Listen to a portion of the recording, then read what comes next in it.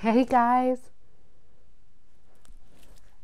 I'm having technical issues tonight.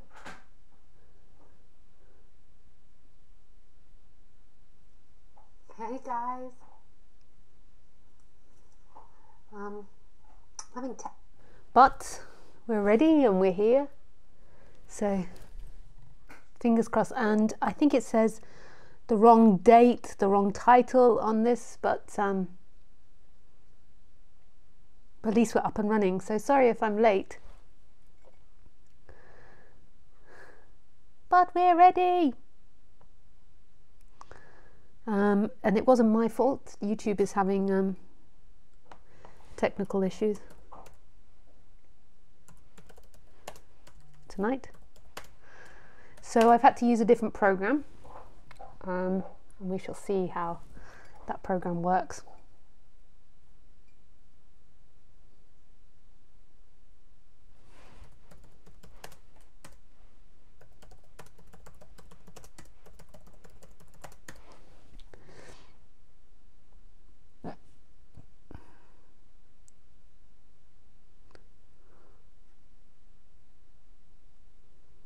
It's saying a highly trained team of monkeys has been dispatched to deal with the situation. Oh, am I off air now?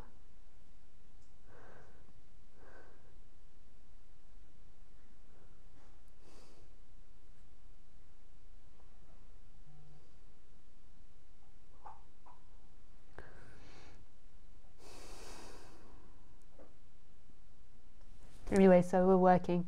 If it does cut out, just stay on the channel and I should come back again pretty soon. So just wait it out.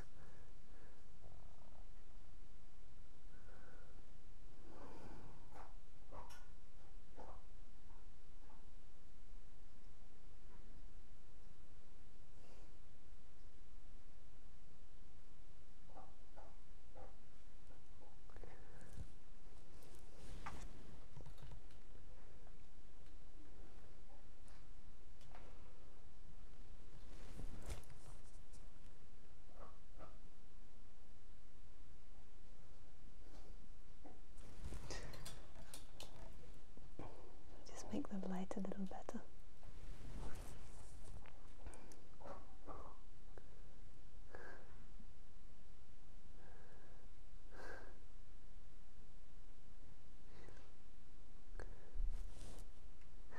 So hi guys, welcome to live stream. I do these talks every Sunday and Wednesday. So today is obviously Wednesday's talk. And you're very welcome to join me. You join me here on YouTube. And if you want to ask me a question, then you ask it through Skype, which is Lisa Cairns 12. So that's Lisa Cairns 12.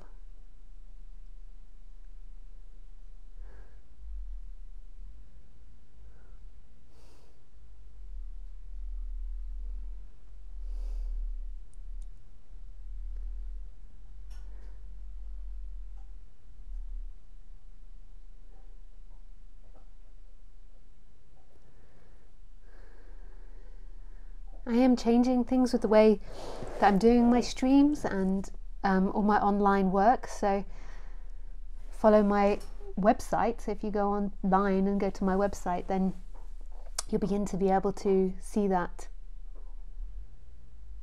and understand the new structure. But it's in development at the moment, so over the next coming months.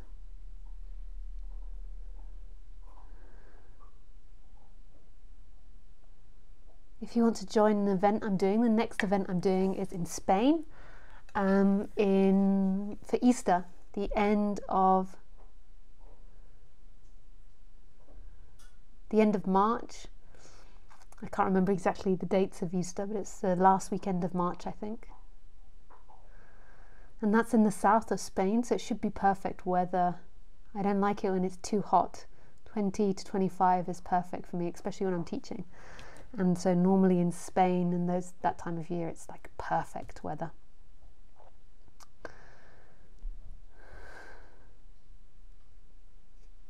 And when I hold retreats, I do a combination of work with people.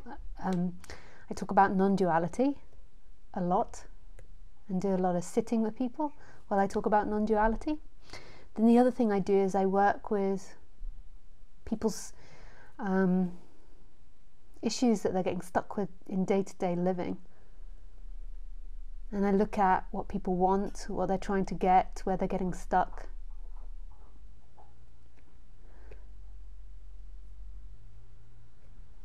And what's holding them back. I just kind of tidy the cage with them. And when I say tidy the cage, I mean the personality structure. I feel like that's an important part of the work, is tidying the cage and making the person more relaxed. And I feel that gives it a better shot at hearing non-duality. It sort of makes things less dense.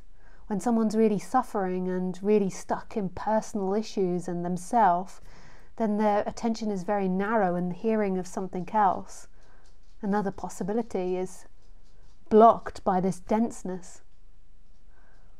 It's almost like if you imagine a filter, and the filter is like a really dark colour.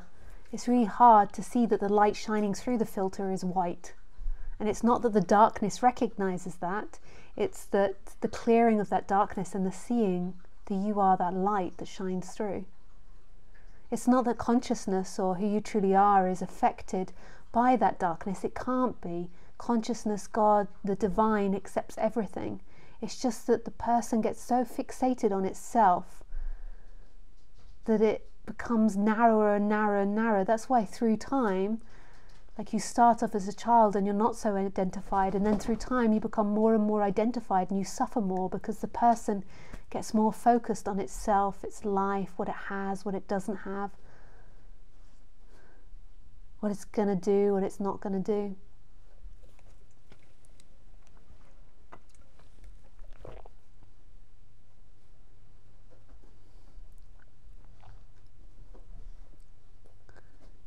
Hey, Khaleesi.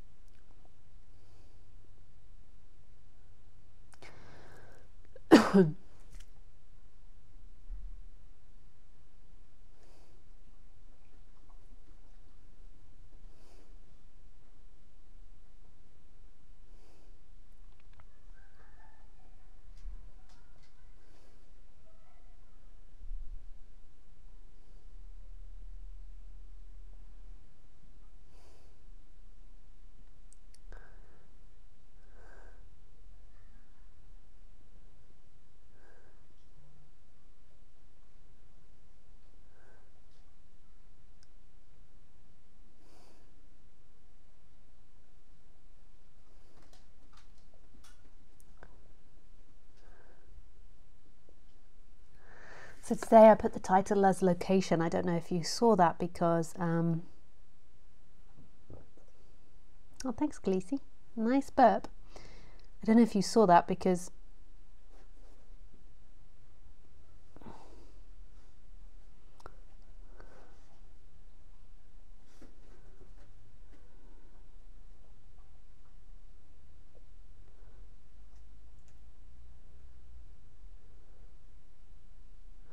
yeah, it's all confused, YouTube. They're having a bad day. They're having a bad day. They're going all confused. So location. So where is your location? This seems like the fundamental of non-duality. Location, location, location. That's what some people like about housing as well. It's all about location, isn't it? You see?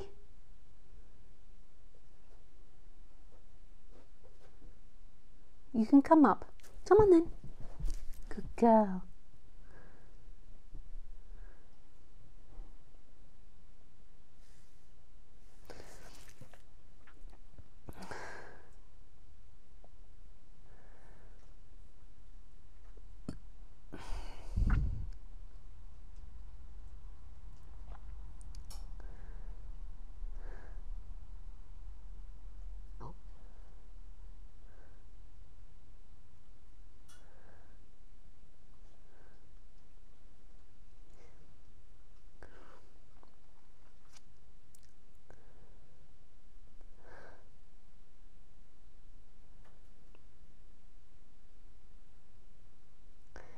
So who is it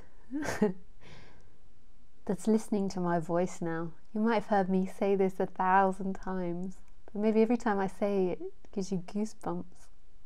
I love it. It makes me want to cry suddenly.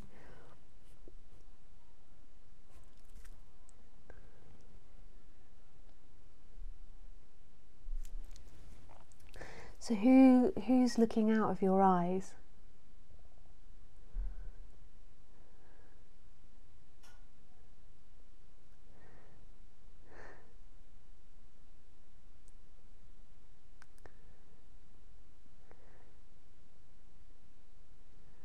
Your thinking says, I look out of the eyes. But what's the experience? Who's this I that looks out of your eyes?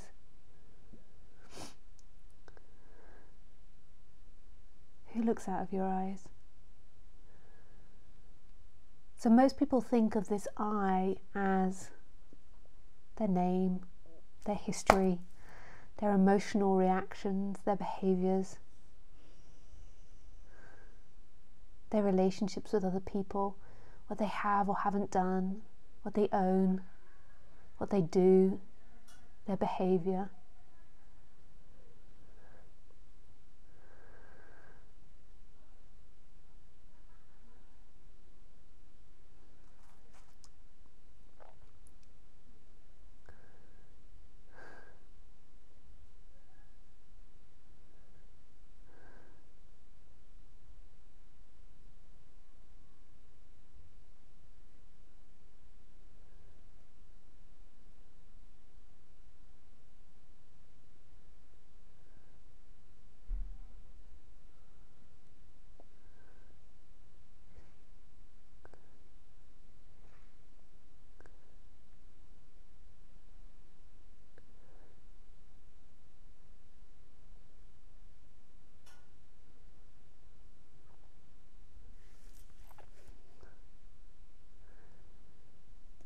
But who is that?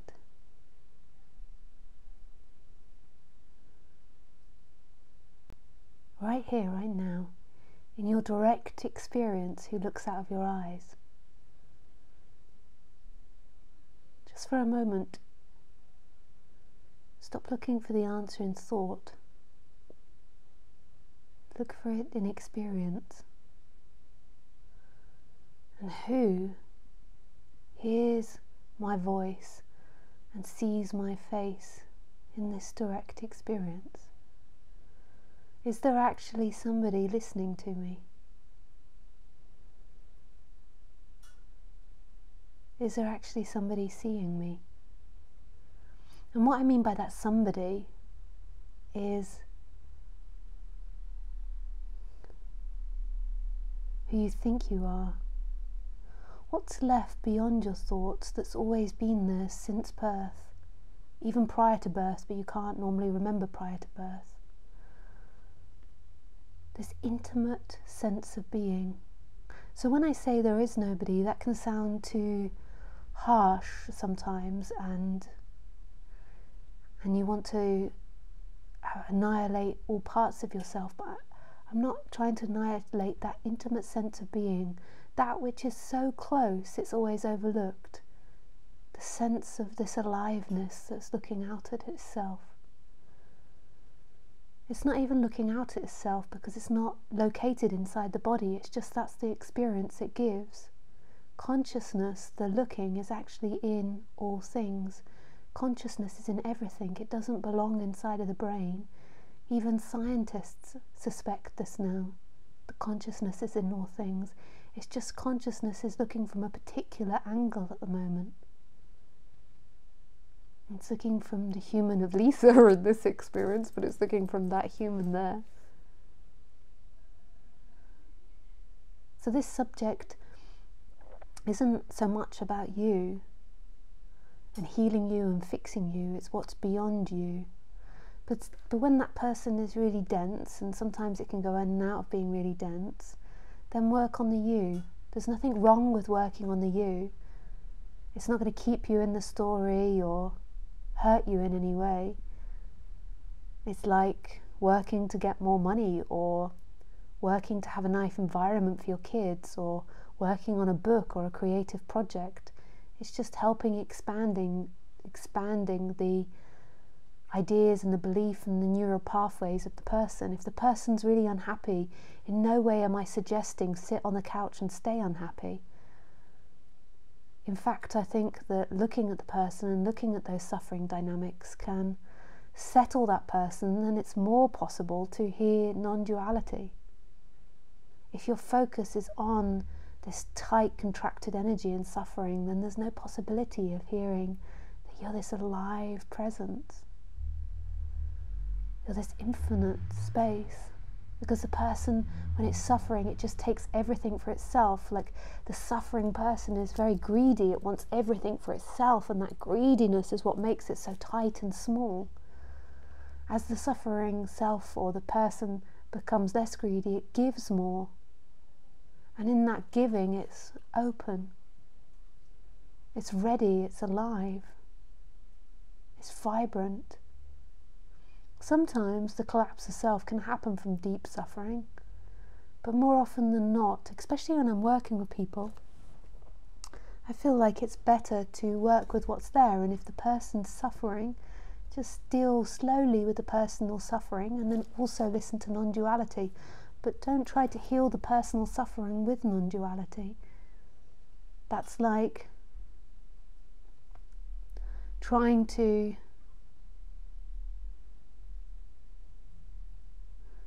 peel a carrot with tissue.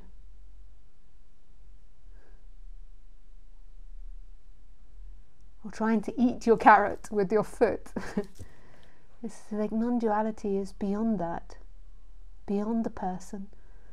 Non-duality is beyond pleasure and pain, beyond feeling good or bad about something, or being enlightened or not enlightened. It's about the stillness and silence of being.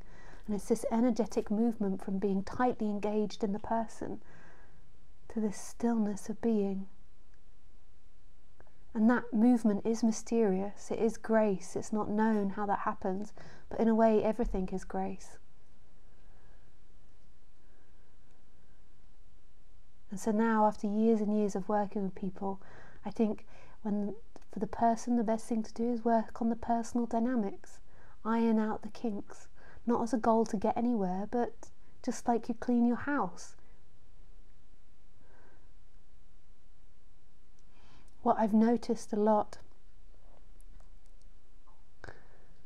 especially with extreme non-duality, is what it can attract is people that are depressed or have had a trauma, and then people use non-duality, that there is nobody, that you can't get to non-duality, as an excuse to stay in that, as an excuse to stay in bed, to stay on the sofa, to change nothing, to stay afraid of life. And it's almost like it becomes like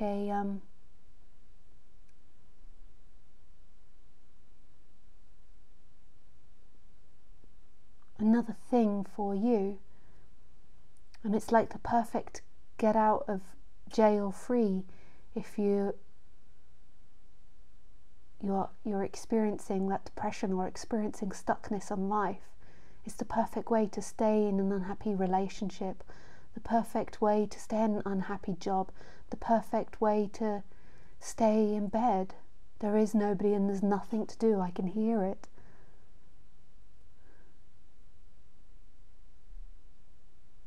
And sometimes everybody can go through that stage with the listening to non-duality.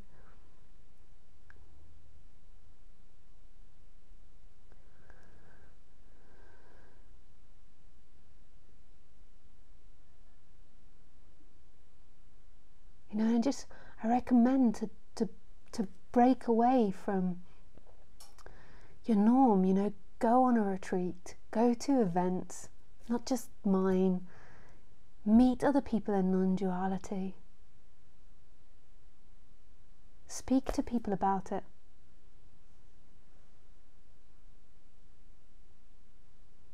Book sessions.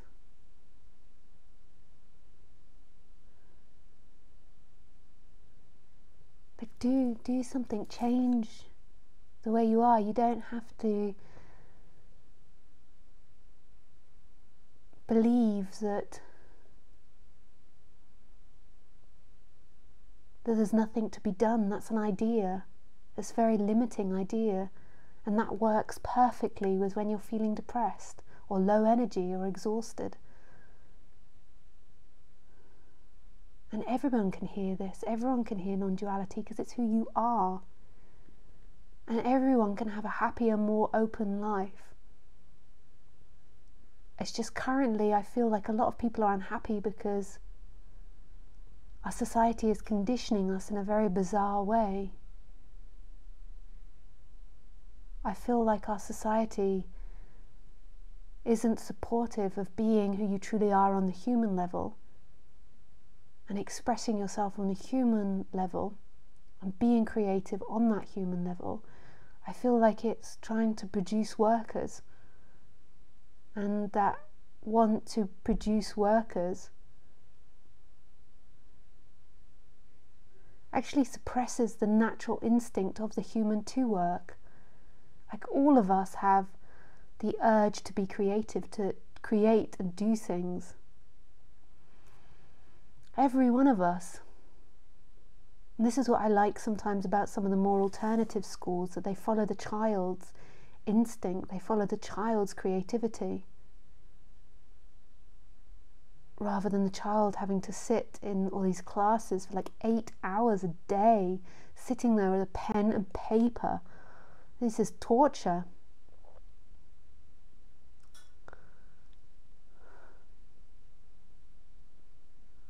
And I think in some of the European countries, I don't know about America or Australia or any other country that's listening, but particularly in Europe, I think there's a lot of, there is maybe now Montessori schools or Steiner schools which governments are funding.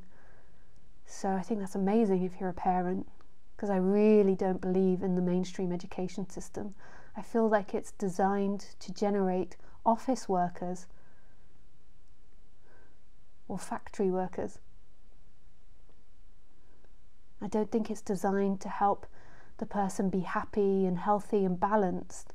I feel like it's sort of kicking them into shape to become productive to society, which will work for a very small percentage of people, and there's nothing wrong if it works for you, that's beautiful. But for a lot of people it won't work for. So I feel like a lot of people in our society are unhappy. Now, the main source of the unhappiness is the illusion that this is happening to you. Like, when there's this recognition that you are consciousness, then there's an expansion back into love, no matter what the person's experiencing. And then on the human level, I feel like people are unhappy because they're often not encouraged to follow their heart and their passion and their love. They're encouraged to follow money, safety, and security. And that's never going to work, because when you follow those things, that's what you're going to encourage in your life. So if you're following safety and security and money, then you're fixating on negatives, you're fixating on not being safe, you're fixating on not having money, you're fixating on not following what you want.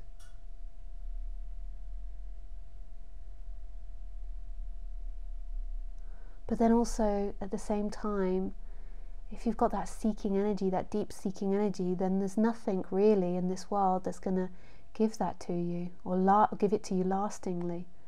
Like, all of us should be following our hearts and our passion, but if you're totally removed from the source, then nothing can make you happy. You're always going to be unhappy.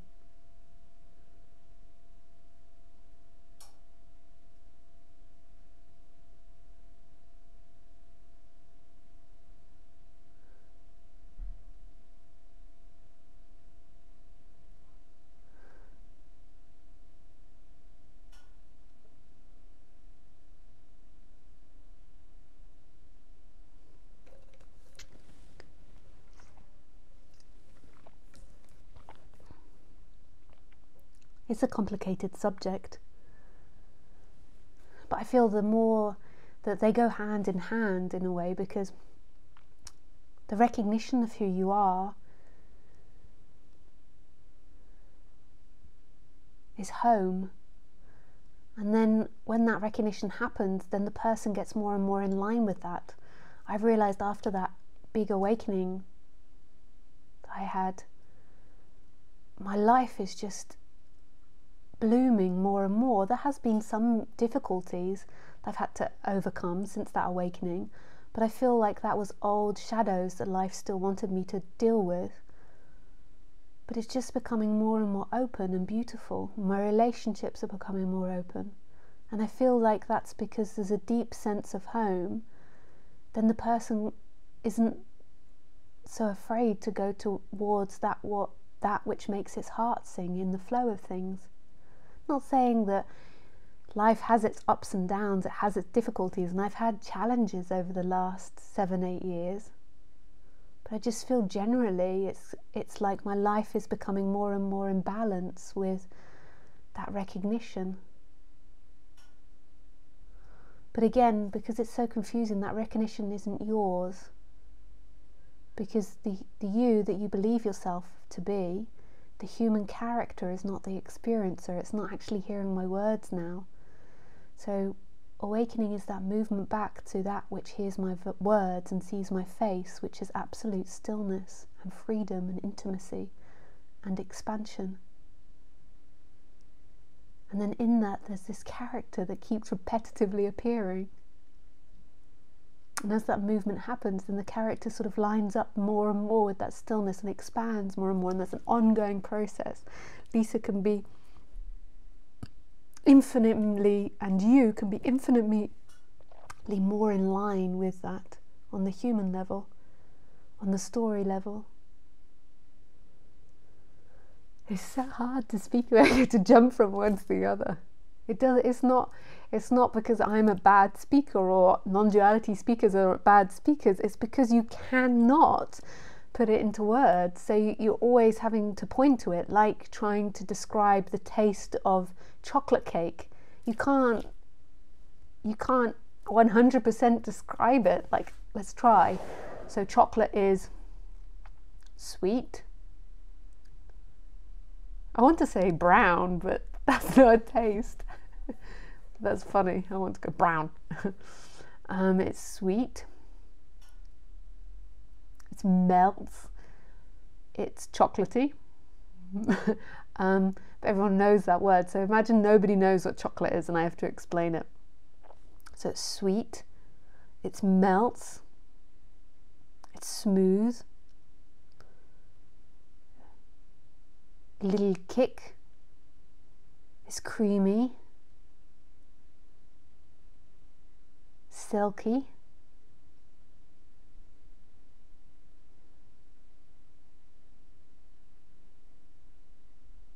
Gosh, it's hard.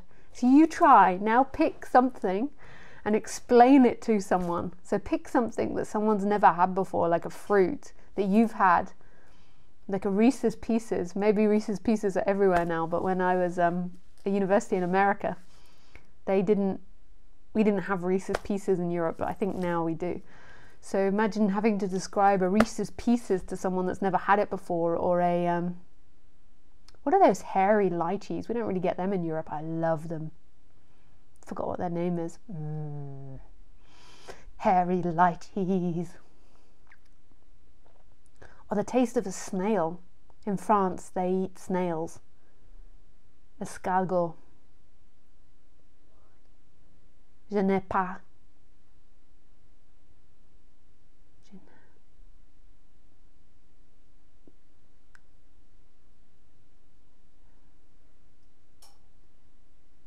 Je n'aime pas escargot. I don't know if I got that right. So, hello. Am I going over my speech? No.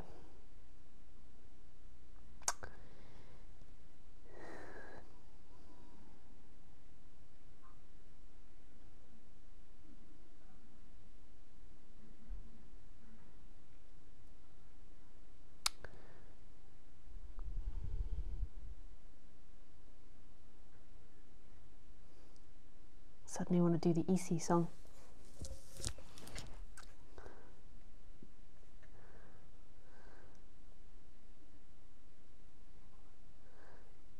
Okay, so let's take some questions. So if someone would like to work with me tonight, please send me a message, and maybe you could send a message of what you'd like to work with. So if you could just sit and think of something very specific in your life that you'd like to work with. So something that's recurring for you, that's coming up, that's difficult, or something you want to change or do. So, and if you could just write a message, because I get lots of people, so I try to do a diversity of the questions to help other people that are listening, and diversity of the questioner. So if you could just write a little bit about what you'd like to talk about. So not talk as, I mean talk as in like ask about, like what's, so if you have like, I don't know,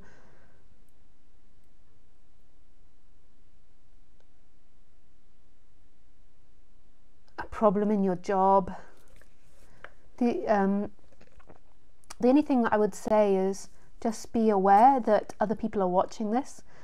Like one time, I remember long ago, somebody called in and spoke about their partner, and I was trying to tell them, you know, you are live, and then afterwards they were really angry and upset that they'd done that. I mean, I removed the video, but it's not easy for me to edit it. Somebody asked me the other day, it takes quite a lot of time, and you think it's easy, but I have to download it, I have to find the bits, I have to edit it, I have to upload it, and none of those things are quick things. So, you know, after the talk, it might be another hour and a half to finish that. So just be aware as well, if you're calling in, that that it is being recorded. Now, I am trying to think of solutions so that people can be more intimate and share more openly, and it not being broadcast on YouTube. And I think I found a way, so I will keep you posted. This is the updating of the system, where we can have a more private group, and people's partners or friends won't see it afterwards. Exciting. Okay, so I just asked some general questions, and if you think you would like to speak about something, then just send me a little message on Skype. My Skype is LisaCairns12.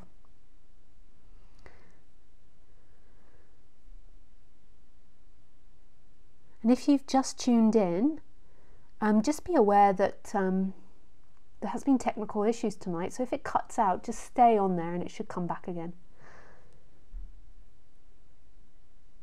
Hey Isabel.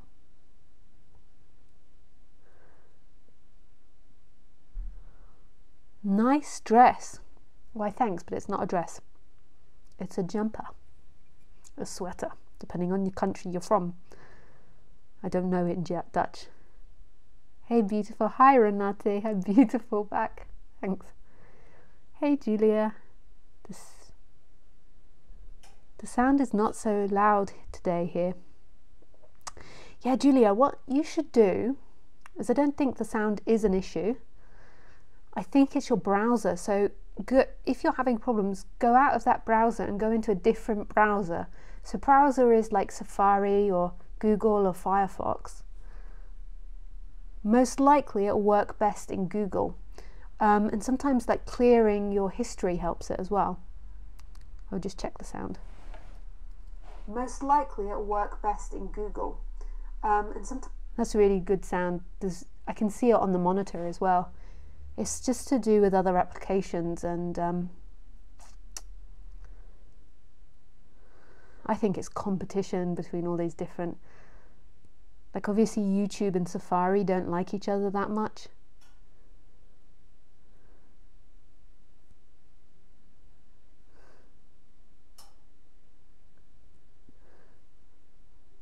Hi Lisa, are you a therapist? No, I'm not a therapist. I'm not a therapist at all. At all. I mean, I did personally lots of therapies. I found them super helpful. and I'm super positive about suggesting that people do therapy. I don't see it as a negative thing. I think therapy should be redefined in our society as an exploration of your personal self, or learning about your personal self. I think it's a super healthy thing to do, to learn about, to go to different therapies, to see the boundaries of your personality structure.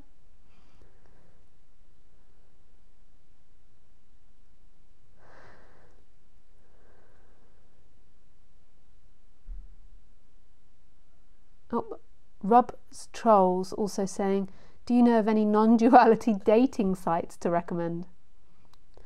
No, I don't. I do get asked this a lot though. I just go on Facebook. Hi Matisse. Hi Is-T. Nice to see you, Lisa. Is it true that we only can learn just from suffering? I hope is it just one way between lots of other possibilities?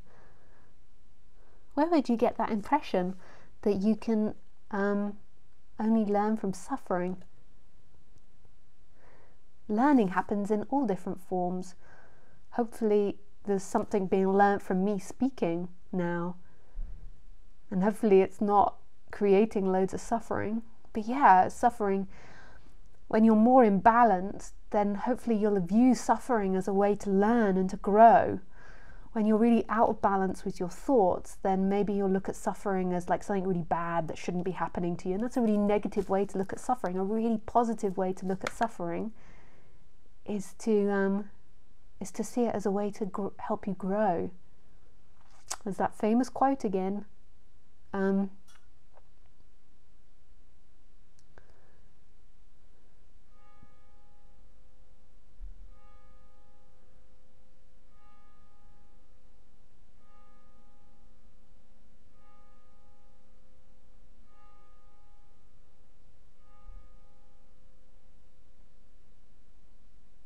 Forgot the quote, how to say it exactly.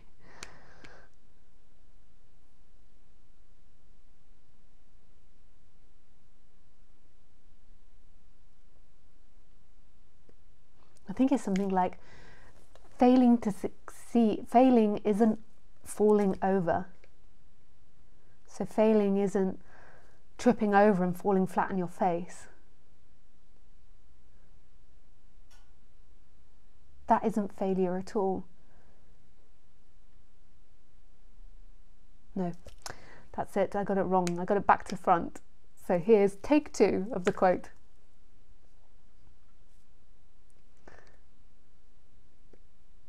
I can't seem to place it tonight. Success isn't defined by not falling over. Success is defined by how many times you get back up again.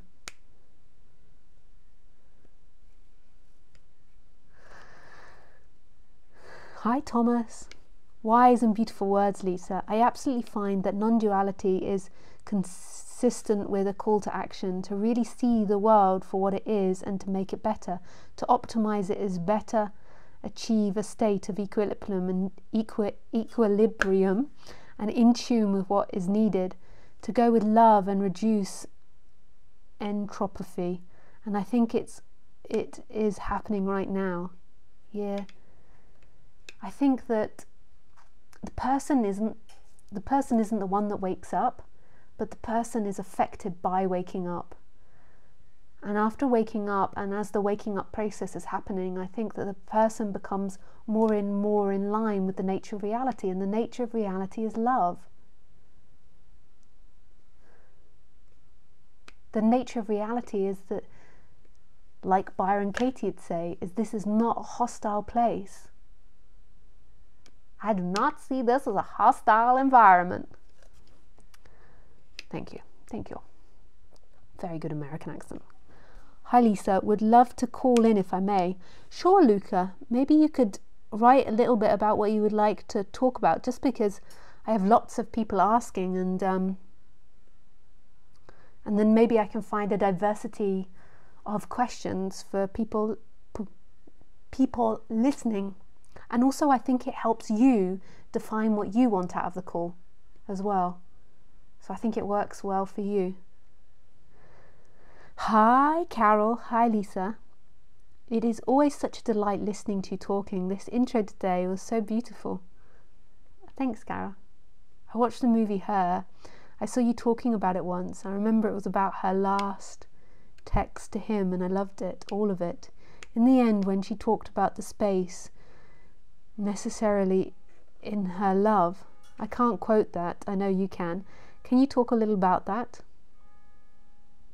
I also remember something I listened Eckhart Tolle talking about space and how much it's necessary for understanding life and things and people and for getting perspective. What always comes to my mind when I think of space is a book that would be written without spaces in between each word. Such a book would be impossible to read. Space is necessity. Sometimes I struggle with friends that grow apart. I suffered more before. Now when I sit quietly, I understand the necessity for space. This way I find peace and respect for the person and myself as well. Nice. So I think there's two different types, or maybe there's many different types of space. But there's the space of who you are as consciousness, which is beyond the human. And then there's this space in the human world. Like when you're really dense and suffering and identified, then your mind is totally occupied with thinking and suffering and what he did, what she did, what's happened to me, why me, all these types of things. And as the person becomes more balanced, then I feel like the thinking has more space around it and is more spread out and more open. So those are two different things. Now normally awakening and the calming down of the person are simultaneous. So in the movie, I get the sense that she's not talking about personal space, so the mind quietening, and I think the mind quietening is really beautiful, and sitting in silence is really beautiful and healthy on the human level. But she's talking about that which is beyond the human level. So I think the quote in Her, somebody once wrote to me, this is super funny. No, actually it wasn't writing. Somebody once interviewed me. I rarely do interviews anymore because I just had this run of having interviews with men that wanted to contradict me, and so I kind of stepped away from doing interviews. Sometimes I get roped into it, and I've had some really beautiful interviews as well, actually. Really beautiful interviews, but I think I got a little tired of like this energy that just wanted to debate non-duality. It's just of no interest to me to debate it. Anyway, so this one guy, I was doing an interview for a Spanish newspaper or something, or magazine, and and he said he read my book and he thought that I was obsessed with the movie Her and that I was identified with it and that I needed to let it go. I was like, and there was a translator, and I think even the translator was getting annoyed with him, like, oh my God. And so I think at this point I just was like, I don't understand what you mean, like pretending it was a translation problem. Like I was like, I'm not even gonna talk about this. And yeah, and he had this massive rant about Her, and that, yeah, it was quite funny. But anyway, so my favourite quote, and Her isn't my favourite movie. I like Her, but there's actually, in the writing of the script, there's actually faults in it. But I love that got made, and I love the idea, and I think it's, because it talks about non-duality. But I think there's problems with the script. You can feel it when you watch it. It's not, the pacing isn't quite right. But I also think it's really brilliant as well. But it's not my favourite film.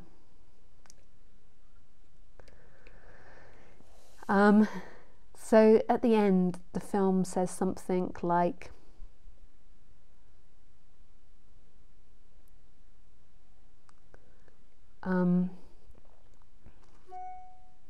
so they're separating. She's leaving him, and he asks, and she's a computer, okay, she's an AI, the AI, an artificial intelligence. and she's programmed to evolve from information.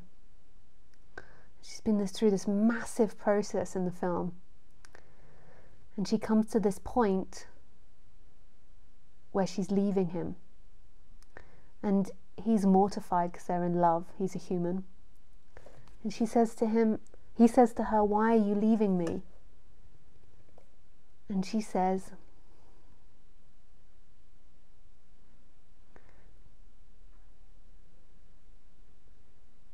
"I fell in love with our love so much. It was like I was reading a love story. And as I was reading it, there was so much love, I began to read it slower and slower until the words got further and further apart. Until eventually there were infinite spaces between the words. And this is where I reside now." And that to me is talking about the big consciousness, the consciousness beyond thinking, because who you are is really a thought, but it's become energetic. Or the separate self, I got confused with what I said there. The separate self, or who you think yourself to be, the separate person, is thoughts that have become energetic. Prior to language, there was no illusory self there. So the illusory self is formed in ideas. So beyond the ideas of what you think you know, what you think you are, is this infinite space where nobody is. No you, no me, no mother, no Khaleesi, no child. This infinite space of being, and that's who you truly are, and that's who's looking out. And that's not to do with silence of the mind, although often that's what has to happen prior to seeing this, is the mind has to stop being so obsessed with thinking, has to become to a balance. But it's this seeing of something that's beyond what you think you know, beyond your words, beyond your ideas.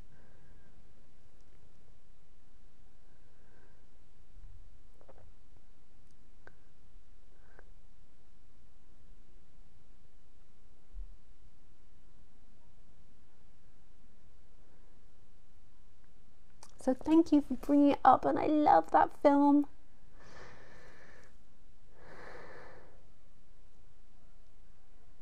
Hi Rock, hi Dominique.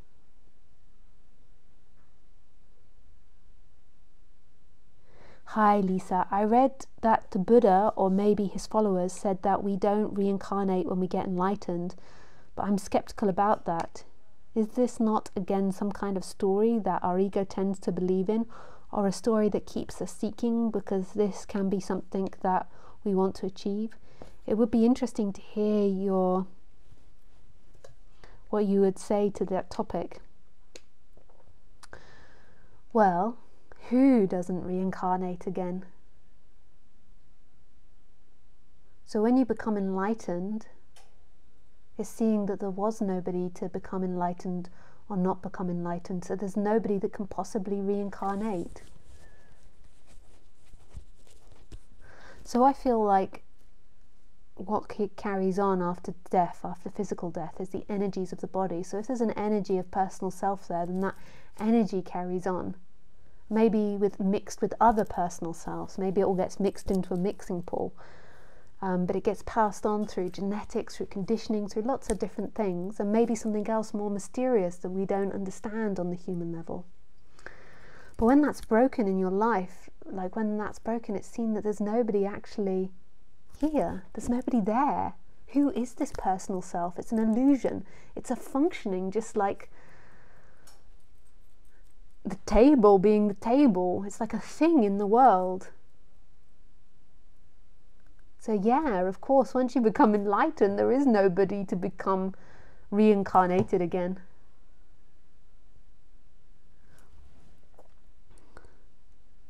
You're not a bad speaker. I found what you said about society, education, worship and non-duality so beautifully moving that I became tearful. Ah, beautiful Keith. Zoom is good for private groups. Praja uses it. Oh, thanks, Keith. Zoom. I will look into that.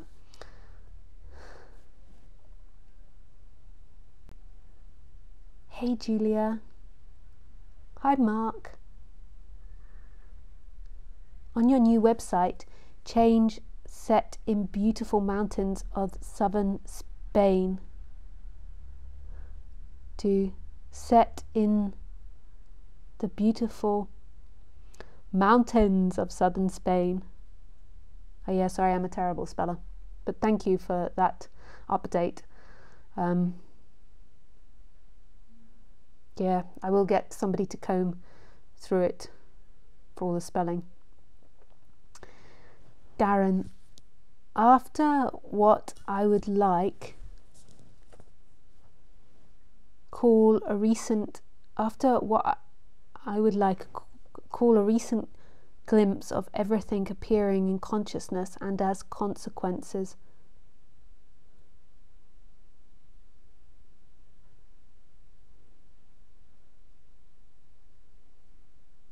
The last guy, my inner voice, ego, is busier and it's been harder to meditate with slightly elevated anxiety. It's so frustrating as I was hoping it would be more permanent change. I've heard of flip-flopping. What is that? Sorry, I forgot to say hi, Lisa. I couldn't read the first, but I think it's either me or you. After what I would call a recent glimpse of everything appearing in consciousness, and as a consequence of a month of feeling very relaxed, open and quiet. Okay. Yeah, so flip-flopping is super common. It's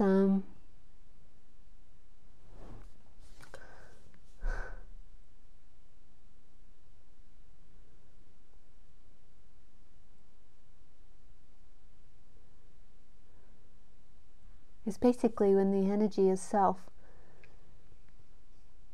So basically there's a break that happens. So there's a movement, a shift from you being that personal identity to this beingness. And that can create lots of bliss and lots of beautiful experiences.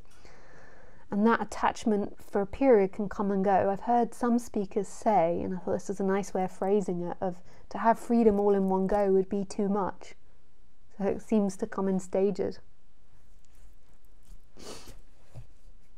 So just don't get too caught up on it. Like, don't get too caught up on the idea that your inner voice is busier and it's harder to meditate. It's just the way it is. So just see that voice coming up, and that's the way it is, and that's exactly as it's meant to be. You're not doing anything wrong.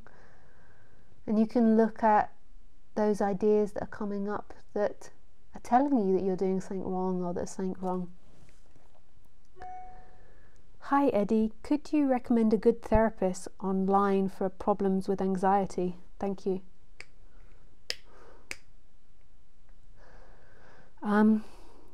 Firstly, I'm not sure, I haven't been seeking for a long time, so I haven't got that information. I did find this beautiful woman on YouTube, and I ordered her CD to listen to it, because people ask me this sort of thing a lot. I've forgotten her name now though.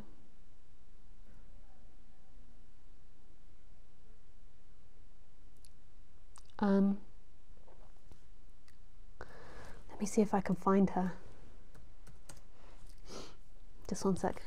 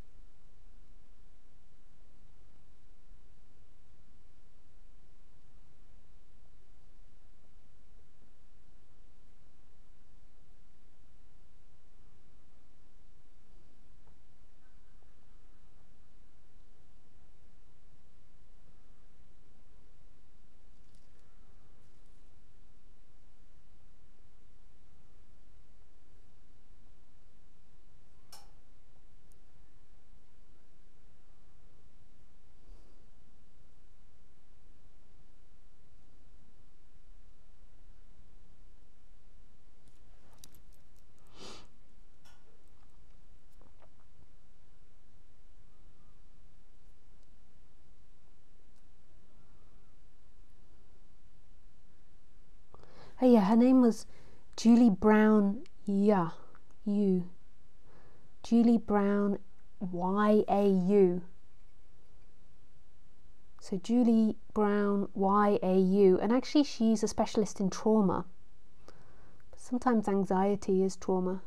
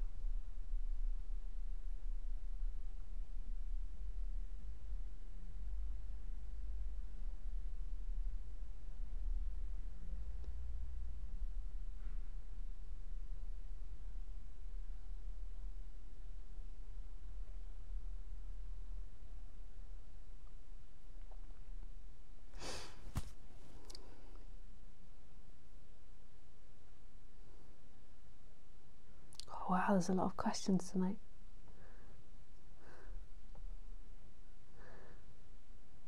Hi, Lisa.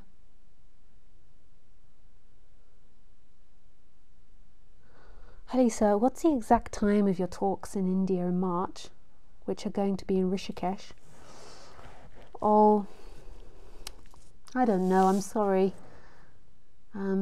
It's very off and on as to whether I do those talks because I have a lot going on here at the moment. That's why they're not advertised. So sorry about that. Hi Lisa, can you elaborate on waking up process? What is this process like? When can you tell the process is over and you're fully woken up?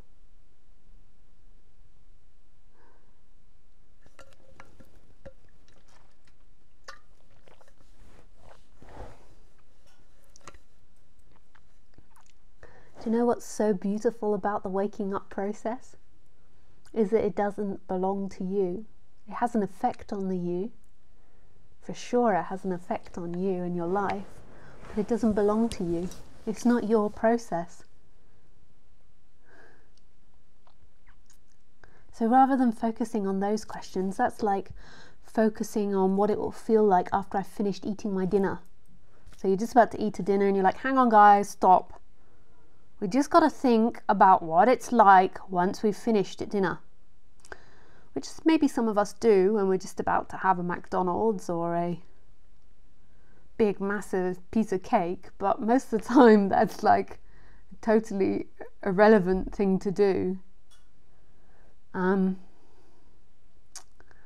So I would just sort of put those questions to one side, or not, as you like, and I would start asking, who wants to be woken up? Who wants to know about the waking up process and when it's done? Who are you? And who is it that's going to be awake by the end of it? And take those questions really seriously. Just like, oh, that's what she's saying, who. But who listens right now? Where is this location of a person? It's exciting. Hi Maggie. Hi Lisa Cairns. Hello Maggie. Sorry, I won't say your last name. Hi Lisa, I'm so happy I found you. You have touched me on so many things that I'm thinking about lately as far as that I've been thinking about lately as far as awakening. Oh, thanks. That's really sweet, Maggie. Thank you for your words. It's an absolute honour to be able to share non-duality. It makes me cry. A bit emotional tonight.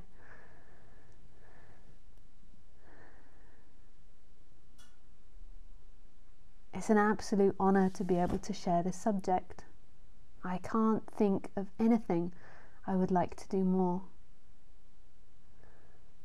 Well, now I've said that, now the mind's played a trick and just popped a cheeky image up.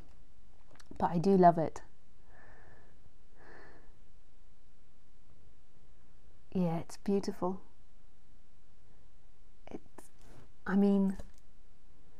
It's freedom. What better subject could possibly be talked about?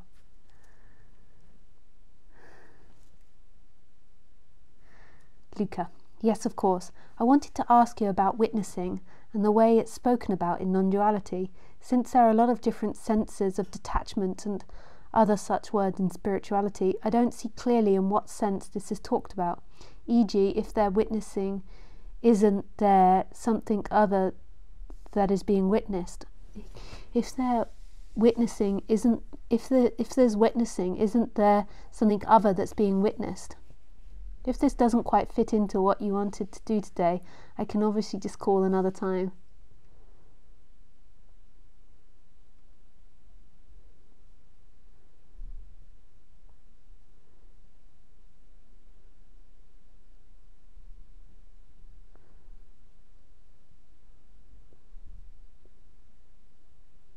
Yeah, sure, Luca. We can talk about this. So call away if you're still there. What is your favourite movie?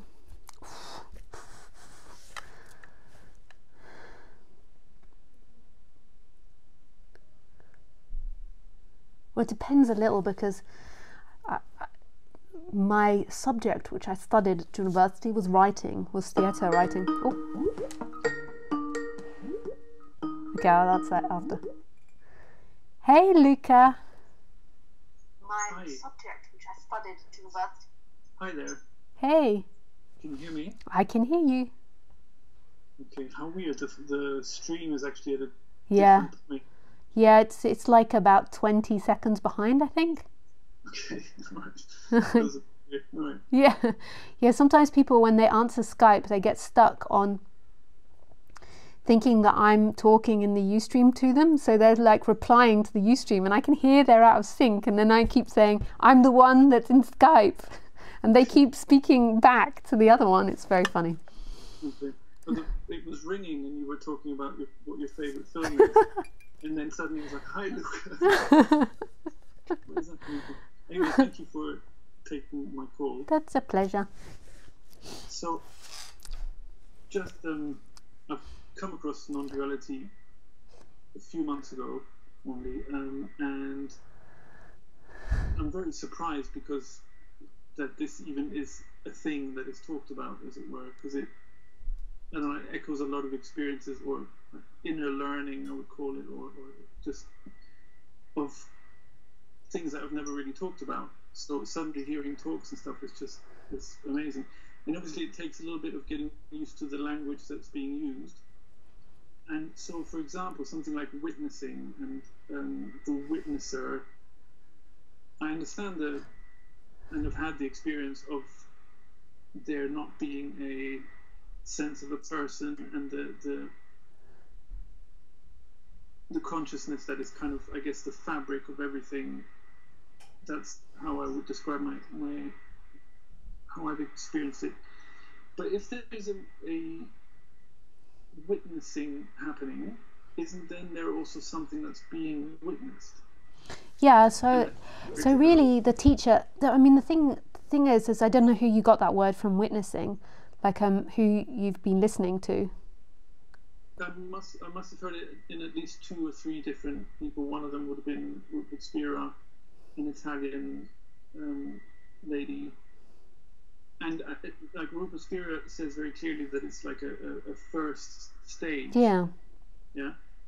But yes, then I guess there are others who don't elaborate from that. Yeah. And it still has value, doesn't it? I mean, to talk in that way, but yeah, I guess maybe it's just the words that's being used. It's just a mental approach. Maybe. Totally. Because even if you say consciousness, it becomes divided. Even you're conscious of something, so it is incorrect way of speaking, but it's also so impossible to speak about, and especially when you're speaking to lots of people at once, because sometimes people don't even have languages. Like once I gave a talk, and the group of people I gave a talk to didn't even know that they were thinking. They just didn't know that. They just didn't have, they knew they were thinking as in like they could work out that like they know that they think when they do mathematics, like so they know they think when they turn the computer on, but they didn't know they were thinking, I am angry with that person. They'd never had that information, because when I got into the subject I was so young, I'd completely forgotten that majority of society don't even have that space. They don't even have the space to think, I am angry with someone is thinking, like I am angry with that person, how dare they treat me. They're also having an emotional reaction, but they're also thinking it, but they don't have the ability to see that. They think and they believe that's a fact, and that's what everybody else thinks, and that's like a fact that's come from the outside, that's like the way it is. And so when you're speaking about this subject, especially in groups, if you're doing a live talk to groups, and say it's people that aren't used to the way you speak, you have to have some reference points, because otherwise it's like, so what happened with this group when I didn't realize that they didn't know they could think, that they thought, they actually turned on me and they got really like angry. They were like, how dare you say that's a thought? And it was actually my friend that was watching, that when we were in the interval, they informed me that that the audience, because they weren't used to non-duality, or this subject, they didn't have any awareness of it. So if I went into a talk, which has happened before, and I went in and spoke absolute as I could about non-duality, because the absolute would be something like, this is emptiness appearing as fullness. And like, imagine if you just went to like your mother or your father or your aunt and your uncle, like, and you said that, it's like an impossibility to start a conversation. So there has to be a starting point for everybody. Like when I started off with meditation and the idea of being in the moment, and then after I began to get used to those ideas, it was like my mind settled down to hear other stuff, and then eventually the mind settles down with all, because suffering or the illusion comes not from not knowing something, it comes from knowing too much. So as the mind settles down on its ideas, okay, can you just say that again? The illusion doesn't come from not knowing something, from not having a piece of information. The suffering comes, the illusion comes from knowing too much. How do you figure that? Like how? Well, when you were born, were you identified? No. And you had no thoughts. You knew exactly who you were. You were perfectly home. You were pure being at its purest. And then as you grew, or whatever is put onto you. Yeah. So consciousness knows who it is. Even now in this conversation, consciousness is free, or beingness is free. But then what exists in that is a character that believes it's somebody, and it's taken all these ideas and like sucked it like a vacuum into itself and made an identity. And most people get more and more unhappy as they age as a separate entity, because they take on more and more ideas. Yeah. And those ideas create problems in their life. So actually this subject isn't about learning new things.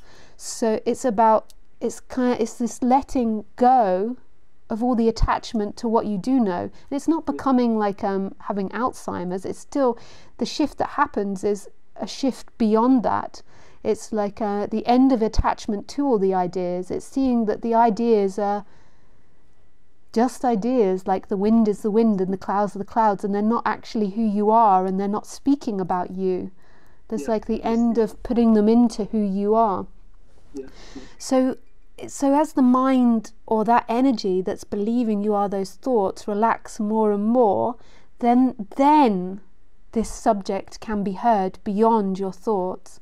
So it's like, at first, when I was super identified, just sitting and meditating was really hard. Listening to, you know, like a Buddhist sutra was really hard, because my mind was so occupied with myself and with my life and with my worries and my problems. And then as I began to get into the subject more and more, my mind began to relax. But it's never my mind that's going to get it, it's that which is beyond the mind. But as the mind began to relax, then this other possibility could be heard. So the consciousness, or the witnessing, is just, like Rupert says, is a stage. And this relaxes the personality structure. It's actually not the non-dual message. You can't speak about the non-dual message. Okay. Yeah. So. Okay. What I found interesting, the reason I sort of caught onto the word witnessing is that is this okay? Can I just say something quickly about it? Yeah. Is that the dissolution of, like, this Italian lady Caterina Maggi? I don't know if I do know her. She said something like that suffering dissolves in the mere witnessing of it. That there's not. It was a beautiful way of putting it. I can't remember exactly, but that there's a don't need to try and solve the puzzle. You just need to see that there's no one there who actually has the puzzle or the problem or whatever. But that's more. Carry on. For, like, my personal experience has been when I was about 20 years ago. I got into spirituality very briefly, and quite extremely, like, I was so zealous about it, like ascetic, let's say, trying to be really good at it, whatever. And fortunately for me, that burned out very quickly. Yeah. Then the only thing that kind of remained of value and that kind of guided me through my feelings was some things that Lao Tzu, in the sense that you were just talking about, like, that it's not about adding something, but taking away kind of turning to the uncarved block, is the way he puts it. Yeah. And so for me, there's been a certain amount of activity in that, so, like, if I have a problem, I'll try and face it as much as I can to the heart of it, and then I'll always find something, like I'll find a phrase or I'll find a self-image that I've put onto myself, and then that can fall away. Yeah. But the witnessing feels almost like a more relaxed state than that. There doesn't have to be this active inquiry. There's just a witnessing of suffering. By looking at it clearly, it kind of dissolves in the gaze, if you see what I'm saying. Yeah. Rather than, for me, it's more like it's kind of been an active sort of introspection at every turn, creating a certain amount of difficulties, really. But I guess, like, non-duality is not saying that there's nothing to do, right? I don't know of anyone that says that. No. Yeah. Okay. That's normally a misinterpretation. So normally, when people hear that there is nobody that does anything because there is nobody, then they take that on the personal level and think, I've got to not do anything. So I don't actually know anyone that does say that, but I think it's like the biggest thing that seekers hold on to. I don't have to do anything. Like I think that's to do with the personality structure. With the bringing it to light, the way that I would see it is maybe slightly differently from Maggie, but you have to just work out what I think her name is actually Shakti, but so the way I would see it is that on the personality structure has built up lots of false ideas from this illusion that you are separate, and it's been passed to you from your parents genetically and through society, and there's been this building up of Like one idea you could take is that it's somebody's fault. Ultimately, it's nobody's fault. It's not the fault of the wind, that the wind blows or that the sun shines and creates a drought. It's nobody's fault ultimately. Yeah. That's not saying on the human level that the human doesn't have boundaries and that the human doesn't say no and doesn't put responsibility if somebody crashes into your car on someone. But it's seeing that on the absolute level, there's nobody that ever did anything to you, and there's nothing that you've ever done to someone else. There's been a movement of energy happening. On the personal level, sometimes the person has built up some very contradictory and difficult ideas to listen to, and so there has to be a relaxing of that. And I found on the personal level, the way that relaxes is like what Shakti says, is in you just need to see it. Like, so you just need to bring it into consciousness. Now there's two different things that happen in that. So who is it that sees it? So ultimately it's consciousness that sees everything. The person doesn't see anything, but the person moves the personal attention. So right now, say if you had an unconscious thought about me that was hateful to me, but you weren't conscious of it, and I pointed it out to you and I said, just look at the way that you're feeling towards me now. So what's your body saying? And then you recognized that you disliked me because I reminded you of your mother, or I reminded you of your father, or I reminded you of something that you really dislike, whatever it is. Now, just from the recognition of that, you're not going to then spend ages trying to get revenge at me, trying to attack me, or trying to do all these things that happen when you're unconscious about it. It's seen for what it is, so it's brought up into the light, and it just will begin to dissipate. Nothing more needs to be done. And in future, when it comes up, you'll see the feeling, you'll allow the feeling to be there, but you won't think it's actually me, and you won't spend ages trying to get something out of me. There'll just be a recognition for what it is. And this is how the human on the personal level begins to change. And the personal, when that human begins to change on the personal level, there's a relaxing of that personality, and then there can be this seeing of that which is beyond the person. When you're totally identified and you're totally involved with hating this person or hating that person, you don't even recognize that you hate it. You're just seeking to get to the end of that in time, and you're just lost in thoughts and uncomfortable feelings. So this is a difficult thing, talking about the moving of the personal attention onto things and bring it into light, because ultimately everything is seen, the conscious and the unconscious, by consciousness. Like everything, because everything's experienced by consciousness. But I feel that what has to happen on the personal level is the personal attention, so your attention has to see things that are unconscious and brought up into the light. Yes. But it's not like consciousness can do that, because consciousness doesn't have personal attention. Consciousness is just witnessing or just watching everything. That's it. Okay, perfect. Yeah. And most probably that's what Shakti says, but maybe in that video she was speaking about something else, and it's like it's hard when you listen to lots of different speakers, and maybe she didn't mean that, maybe she meant something different. But that's very helpful.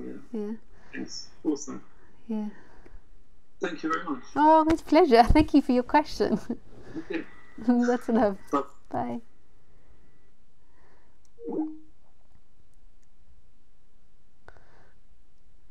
What is your favourite movie? Oh yeah, so what I was saying before is that as a writer I have favourite movies, and then on the non-duality side I have favourite movies. Like script wise, sometimes people that write non-dual movies aren't as good at writing scripts as they are about writing these funky non-duality stories. So on a writing level, I'd most probably pick something that's not non-dual at all.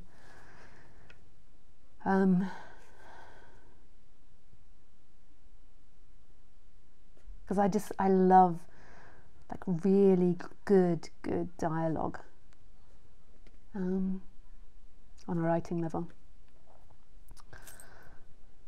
So on a non-duality level, it's like The Matrix is great. Let me just look in my movies. There's so many great movies out there on the non-duality level.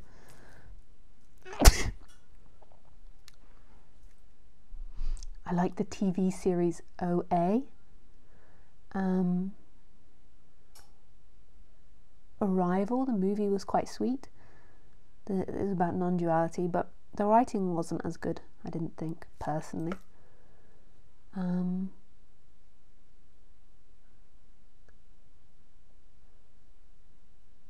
Ex Machina is really sweet. The Man from Earth is nice. Live, Die, Repeat. American Beauty. Inception. Wild. The Giver. I Heart Huckleberries. Her. And then there's loads of TV series that I think have non-duality in them. Enlightened is really good TV series. It's super funny.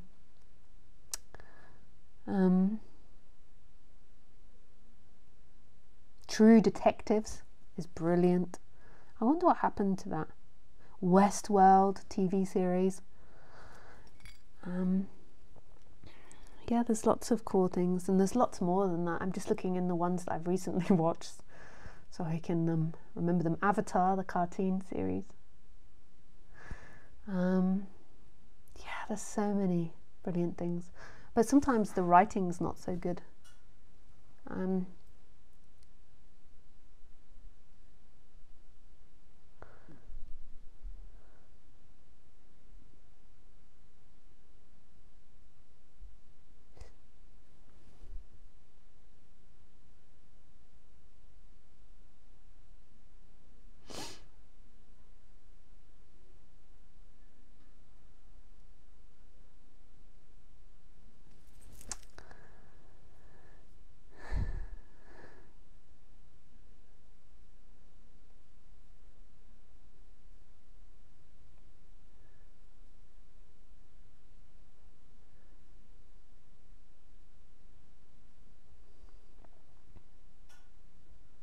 I thought her was brilliant too. Have you seen Ex Machina yet?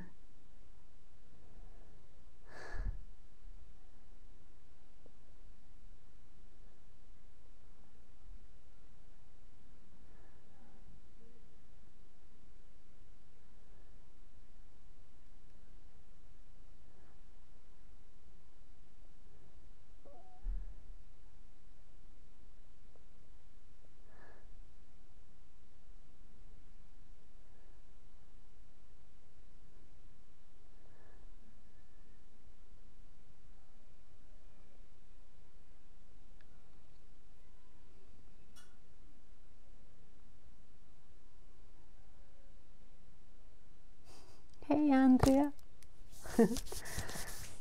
That's sweet.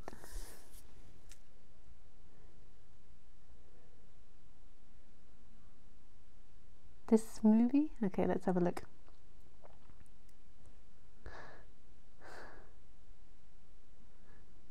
Oh, wake up movies. Oh yeah. Yeah, this is cool, Julia. This is from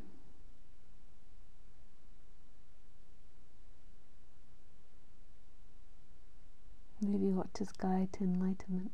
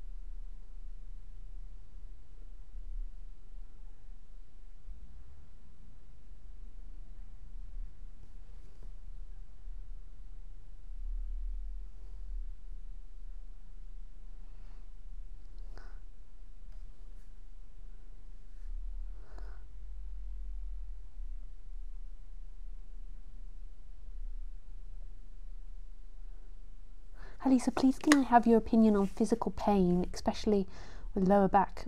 Not too much wrong in doctor's side. I exercise and been on many therapies. It seems like I can't find the real energetic cause. Difficult to stay in presence in long-term pain. Dear Lisa, not looking for solution, just an opinion. You are beautiful and loving being. Love to spend time listening to you. Thanks and respect as always. Thanks, Chris. I'm not sure about your pain, just because it's just like a couple of sentences that write, and so I can't really know about your personal pain. I can tell you a story about neck pain that I used to have, and maybe it will free something up in you. So when I used to meditate, I started getting severe neck pain. This was when I was about 25, like terrible neck pain. Now this could have been down to a few reasons. It could have been because of my teenage eating disorder. I was bulimic, and bending over the toilet and being sick so much can create neck pain. It could have also been because of meditation, from sitting meditating, like, and you put your neck back like that. Like I did intensive meditation for years before that, and I had heard about that. And it could have also been emotional pain, because I felt a lot of emotional pain in my neck because I wasn't able to speak about a lot of problems I have and put up boundaries, and I didn't speak out enough about stuff that was happening to me, especially in my teenage years, hence leading to the bulimia. And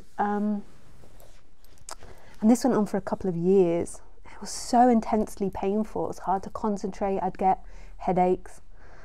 And what I found was a combination. I went to a chiropractor. I went for acupuncture. I used to lay on my back with a book under my head and meditate. And I did emotional release work. So I did like this work on letting go of this. Like I felt like I had a bubble in my neck, like a bubble of energy in my neck. So I explored that. Oh yeah, and I also did Bikram yoga because I lived in a cold country then, and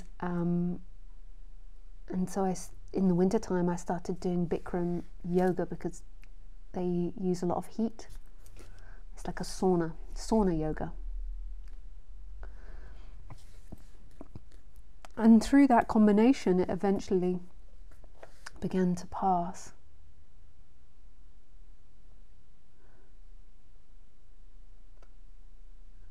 And I didn't get stuck too much on one way.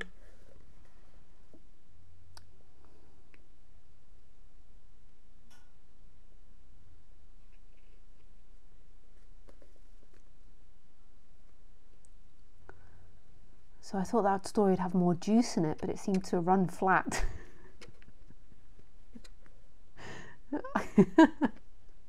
I don't know if there's any point or any advice to that, but it was just a story came out telling you about that and the different things I did.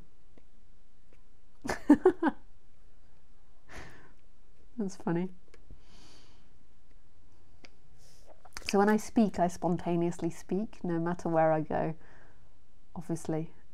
I mean, like when I'm doing talks, not when I'm just speaking to my friend, but when I'm doing live talks. And so I've done this for quite a few years now, and I've had such different sizes of audience. Sometimes I once had 400 people in the audience, and sometimes 10, 20, 30, 40, one time 100.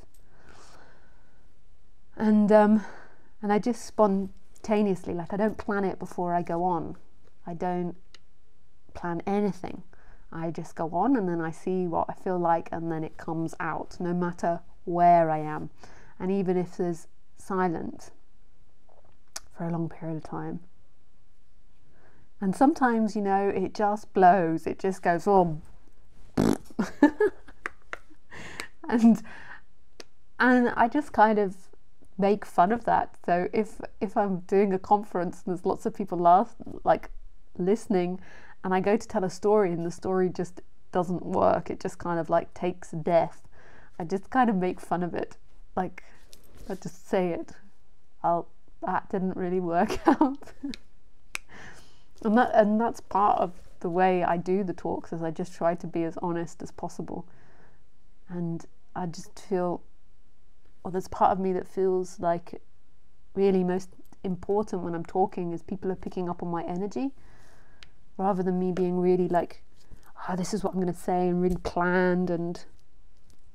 But that doesn't always work, because sometimes that freedom really agitates people, and I've been like heckled off of stage before as well, and eruptions of angers from people. And then I've also had the opposite, like really beautiful reactions. It's not just, it's variety, more often than not really beautiful reactions. But sometimes that space can be overwhelming, and people feel like, oh my God, she needs to say something now. She needs to speak.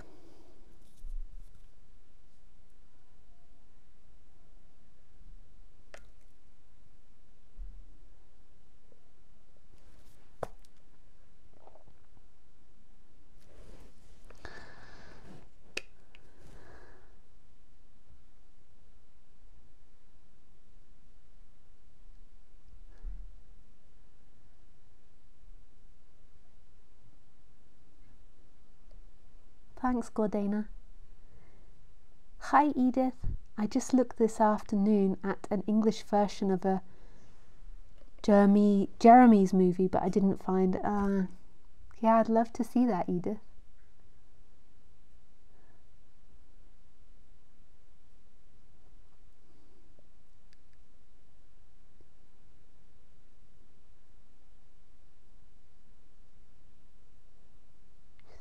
Beautiful. Thank you for being courageous to allow what is to be expressed. Love it, especially coming from planning, controlling and holding. So love the freeing of opening up to allowing what is, daring to not know and risk a little. Oh, the joy of loosening up. Yeah.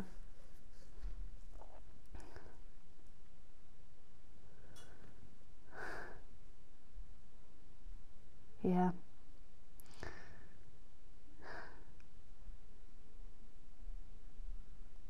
And it's had all waves of colours. I could tell so many funny stories of that. Like, I remember once I did a conference and there were like 400 people in the audience. And it was just really weird to sit on stage and look at all these faces staring at you. And because I tried to be genuine and authentic, I didn't feel like speaking about non-duality or that there is nobody. I was just more taken with all these faces looking at me and how weird this whole setup was, and the lights and the camera. And so I just announced that, and I don't think it went down so well with the organisers. I'm just like, well, this is a very weird situation. So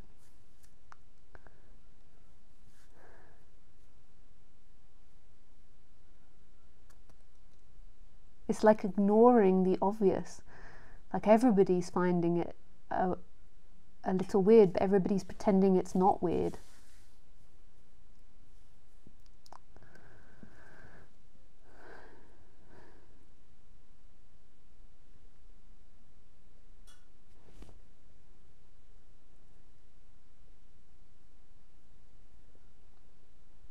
But you have this in all circumstances. I used to find this with the Buddhists. So I used to spend a lot of time with Buddhists when I was in my late teens and early 20s. And I remember going on this female retreat. And one day, or a couple of the days, the food had obviously created gas. And gas, like gas is in wind, like passing wind. And this, to an English person, is very funny. For some reason, the English have this thing with toilet humour. It's like you tell a toilet humour joke to the English person. If you ever want to impress an English person, you just talk about toilet humour. And we're in stitches giggling. And what used to kill me when I was with the female groups at the Buddhist center, this happened on numerous occasions, but there was this one retreat where obviously we'd eaten beans or we'd eaten chickpeas without their skin removed, and everybody had gas, but the group saw gas as a very normal thing and that you shouldn't respond if someone passed wind. And like, they were all a lot older, they were all in their 40s and 50s and 60s, and there was me, like 19, 20 years old, the group of women that kept passing gas and not saying anything and just ignoring it, and it was killing me. I remember the whole retreat having to like suck in the laughter. I find this very funny, like when you're not allowed to say or state the obvious. That was very funny. If you've ever been in a Buddhist group like that, you'll know what I mean, because I think a lot of Buddhist groups will maybe handle it in the same way. It's like silent meditation and everyone's had like a meal before, which creates gas, and then no one's allowed to say anything. I'm sure it happens in yoga loads.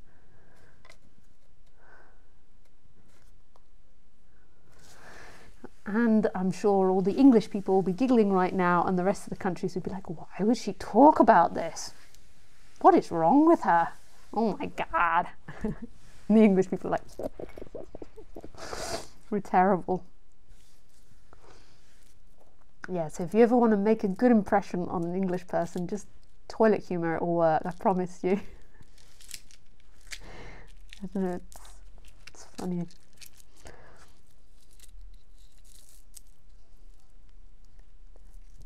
Okay guys, thank you so much. It was beautiful spending the time with you talking about the most amazing subject there is. Hitting the microphone. Lots of love.